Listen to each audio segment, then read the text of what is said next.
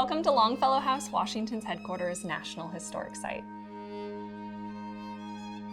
This is the house that George Washington claimed as his first headquarters of the American Revolution. In fact, we're standing in the room that we think he slept in. During his 9 months here, Washington learned how to be a leader and started his trajectory to becoming a national hero, a legacy still important to Americans today. Now, you probably know that the accolades for George Washington abound. He is the father of the country, the commander-in-chief, the asserter of liberty. But he was also a real man, with flaws and contradictions as well as admirable traits. And that is the story we like to get into here at Longfellow House, Washington's headquarters, National Historic Site. When General George Washington arrived at the Vassal Estate in July of 1775, he was only 43 years old and wasn't from here. He had an immense task ahead of him. The Continental Congress had sent him here to get the British troops to leave the city of Boston and to turn the New England Army, which could be rather stubborn and prideful at times, into a cohesive and unified Continental Army. So how did Washington change the minds of the soldiers of the Continental Army and position himself as a national hero? When he arrived in New England, George Washington was surprised to see that the Continental Army here was a racially integrated army. As a slaveholder from Virginia, that was probably a challenging sight for him. In one of the first War Council meetings that took place in this house, the council decided to ban all black soldiers from the Continental Army. Now, these are soldiers who had already fought at Lexington and Concord and the Battle of Bunker Hill for a cause that they believed in. Washington would have to re-examine this choice at the end of 1775. About that time, the contracts for the soldiers of the Continental Army were coming up. Many of the soldiers would go home. He was facing an enlistment crisis. In a personally decisive move, George Washington did not ask permission. He didn't hold a War Council meeting or ask the Continental Congress, and instead changed his mind. He decided to allow black soldiers to fight in the Continental Army.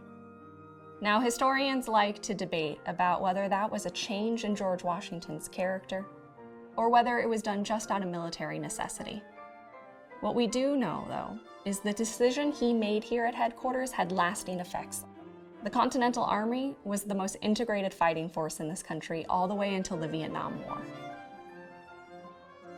Washington's second influential move as a leader here at headquarters was the fortification of Dorchester Heights and the subsequent removal of the British troops from Boston.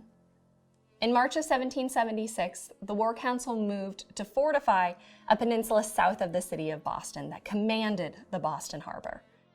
From that location, they threatened the shipping lanes, meaning they threatened the escape for the British troops as well as their supply lines. It looked like a battle would ensue.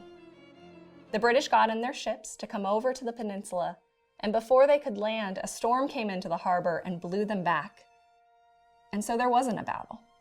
Instead, George Washington's first victory was a negotiation. An agreement was made that if the British troops left the city of Boston without burning the city to the ground, they would not be bombarded by those cannons on Dorchester Heights. They ended up leaving on March 17, 1776, which is still celebrated here as a holiday known as Evacuation Day. Dorchester Heights is considered George Washington's first military victory. His detractors say that he was slow to act and was given a victory by default. His supporters say that he had a bloodless victory and saved countless lives. Later on, the Continental Congress struck a medal in his honor, and when they delivered it to him in thanks, they called him the Asserter of Liberty. When George Washington left his Cambridge headquarters, he had finally become synonymous with the cause. In a couple months, that cause becomes independence. George Washington is now a national hero.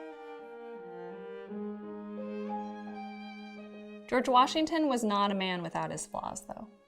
He demonstrated elitism and racist ideas while he was here at headquarters. Later on in the Revolution, he would be surrounded by people like Hamilton and Lafayette that advocated for the fulfillment of a true cause for liberty, the eradication of slavery in the new nation. George Washington never put his political weight behind that argument. He was the only founding father to free the people he enslaved, but only after he and his wife Martha passed away. This is the contradiction we have to grapple with, that the asserter for liberty was also a slave owner. So what do the stories that we tell about George Washington tell us about our ideals of leadership? You can find answers to that question within these walls.